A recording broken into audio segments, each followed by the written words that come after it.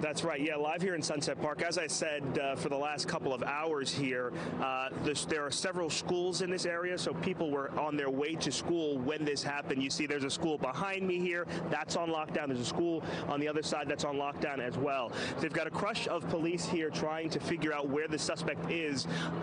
Nearly 2 or 3 police helicopters in the air trying to figure out if they can search for where the suspect is. They're doing low searches in this neighborhood to see if anybody has found the person who is responsible for what happened here. Just a crush of police in the area, ATF, NYPD, FBI, all the federal agencies joining in with local, and then of course FDNY as well. Eddie, we'll pan over here. We'll talk to you. Were you? What's your sort of relationship to this? How did you find out what happened? I'm sorry, How'd you find out what happened? I saw the 3 injured people coming out the train station. I was in the train. Okay, and what happened? I didn't see much of what happened on the situation. I just saw there was 3 people that were injured. I was coming out the train and I saw a lot of smoke and I smelled it. It was a really strong smell. It was nothing like fire. It was a lot different than what the smell of fire is.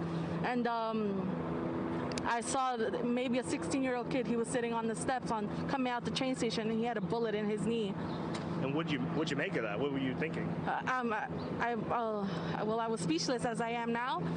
It's a very scary sight to see. He looked very scared, and as I stood out the train station, 2 more injured victims came out the train station, wounded on their knees and on their thighs. What were they saying? Nothing. They were just scared. For most of all, they were scared, and they were in pain. Now, are you in high school too?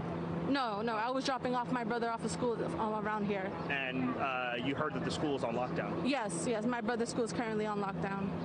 What are you thinking right now?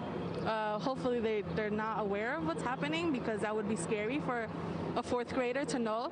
I've waited around since 8:30 to see if they let them out or if I have to go pick him up, but just waiting around to see if... You live in the neighborhood? I used to, yes. And what do you make of this? You know, what you've heard that have happened, the people injured? I'm thankful to have gotten out the neighborhood. Thankful I don't live around here anymore, because it's only getting worse every single day. And it's not getting any better with the new laws that are passing. What's your name? Karime. Okay, thank you so much for joining us today. Yeah, you hear it. People in the neighborhood walking to school with their siblings, seeing the trauma, people with a bullet in their knees, that kind of thing. Very real experience for so many people who were in this neighborhood and saw what happened. Sunset Park, densely populated.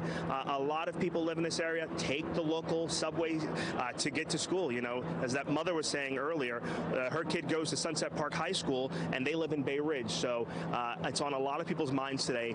Is my kid safe? Did they get to school? And a lot of them have not yet heard from the education department, because the schools are on lockdown and they haven't gotten a total count from the police department of all the victims, what their names are, and how old they may be. So that's going to come in the next few hours. And as we told that woman, Guadalupe, who we spoke to, we'll connect her with NYPD so that she can figure out if her son did in fact make it to school. She saw the video that we've been airing on News 4. She said, my son was wearing a red sweater and khakis, and it doesn't seem like he was one of those kids. We certainly hope not. Miles, thank you.